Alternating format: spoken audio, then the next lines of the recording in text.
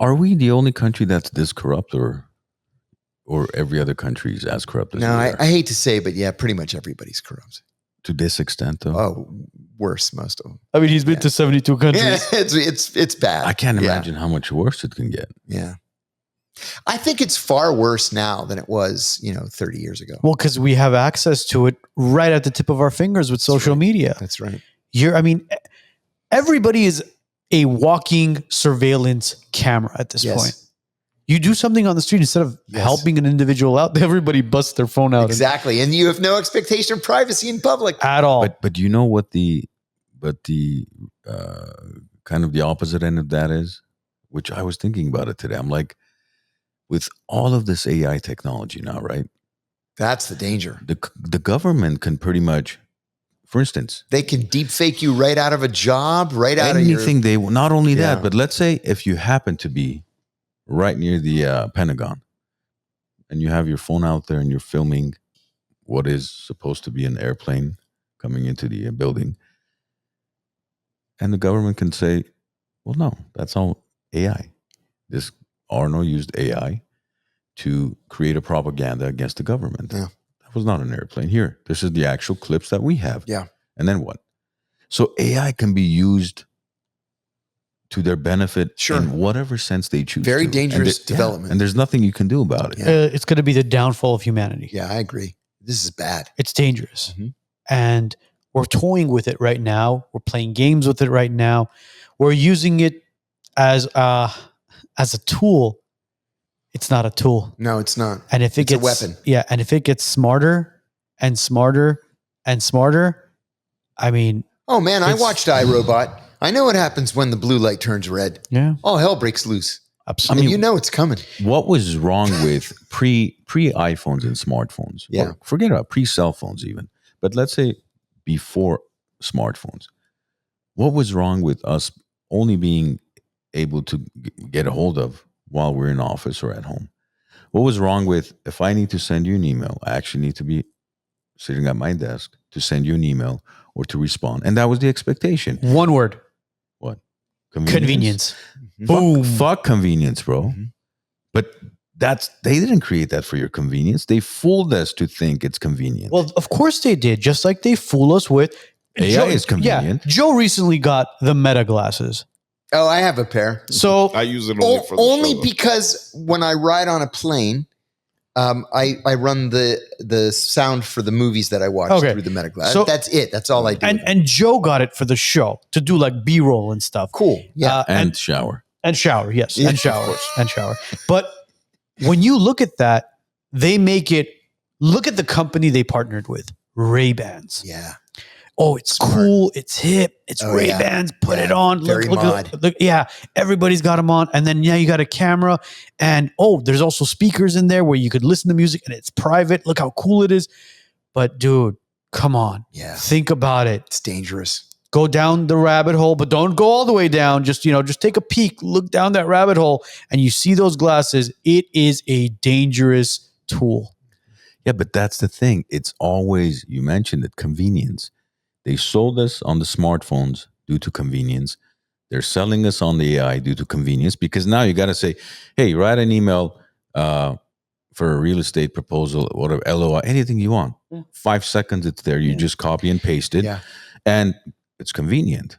But now they have access, just like with the smartphone, they accessed every single thing that we do, every transaction we make, every email we send, every text we send. Now with AI, it's even more so. So convenience is the driving force and the selling point, and we, as the idiots that we are, we fall for it. We're consumers. There is a reason why you can't take the battery out of this thing. You bet there is. And also, when this phone dies, for some reason, you could still track it. Yeah. But it's dead. There's a backup battery behind the backup battery.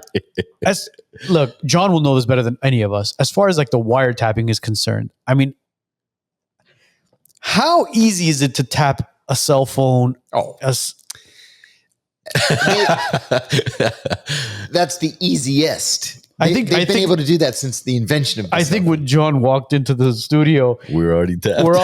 They're like, let's see if these morons are going to say anything stupid. No, but in all seriousness, if you look at the Vault 7 revelations that came out in, what was it, 2017 or 2019, Joshua Schulte, who was a CIA computer engineer, allegedly leaked these to WikiLeaks, and the poor guy got 40 years in prison for it.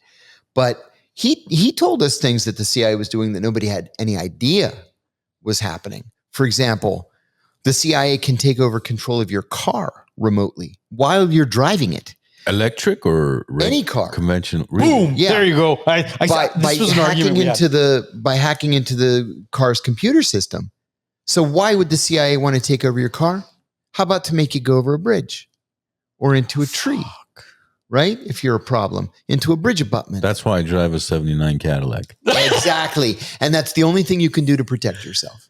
That's right. See, we had this argument with the boys like weeks ago where they were like, don't get an electric car. They could gas it for you, or not gas it for you, but don't get an electric car. They could basically drive it for you. Yeah. They could steer it for you. They could stop you and everything. Mm-hmm. I was like, dude, the technology in cars nowadays, including gas-powered cars, is so advanced. The computer systems in there are so crazy that regardless of it being electric or gas, they can drive you off that bridge. Yes, they can. Yes. Another thing that they can do is with any smart TV, they can flip the speaker into a microphone. They can listen to you talking in the room with the TV off. And then you know what they did? Just to make it a little bit more difficult, were this to be leaked, is in the code for all this stuff, they wrote some of it in Farsi, some of it in Russian, some of it in Chinese. Thinking, well, if one of our people leaks it, we can say, oh, no, it's not ours. Look at this. It's the code's in Russian. The Russians did this. They're doing it. We're the victims. Oh, my God. Yeah, nobody's safe. I mean, no, nobody's safe. You know what's funny? No. We have 1, 2, 3, 4 cameras pointing at us, a TV that might be an actual microphone, and we're speaking into mics right now that are connected to the internet. And we're complaining about and we have phones in our back pockets. Geez. It's just a matter of time before like all this just shit hits the fan. Well, there's got to be a tipping point, right? Of course there is. But when is that tipping point? That's what we don't know. No. But John, you had a story that when we were sitting on the couch, you wanted to say, what was the story? That's what I was trying to remember this whole time. Joe, do you remember what it was? You were going to say. Oh, no. We were talking about horses. Yeah. We were talking about horses and how horses die. And yes. I said there was an article in Vanity Fair a few years ago saying that, horses are very expensive and you buy a racehorse and it doesn't win. What people were doing was they would take a light bulb and shove it up the horse's rectum. Sepsis would set in. The horse would die. They pull the light bulb out. So when they do the necropsy, the animal autopsy, it just, the horse was sick. It had sepsis, right? You don't know that it was actually, assassinated. Yeah. And then you can collect the insurance. And I said, I was in prison with a guy who was the meth king. This is what he called himself. He was the meth king of Kentucky. And I said, well, what exactly does that mean? He said, I literally controlled all of the meth trade in Kentucky. And we became kind of friendly. He was the white shot caller is what he was. So I said, well, how do you become the meth king? Do you have like labs set up? And he said, oh, no, we didn't actually make any of that meth. Only like these toothless losers make the meth. And it's not even crystal clear. It's brown and it's low quality. He said, I would get my meth from Mexico. And I said, and you were able to cross the border with like large quantities of meth? And he said, that's what made me the meth king. He said, I was a long distance truck driver, but I specialized in the transportation of cattle. I said, okay, I'm not really following you, but go ahead. And he said, well, that's the thing. I would get one of these gloves that goes all the way up to your shoulder.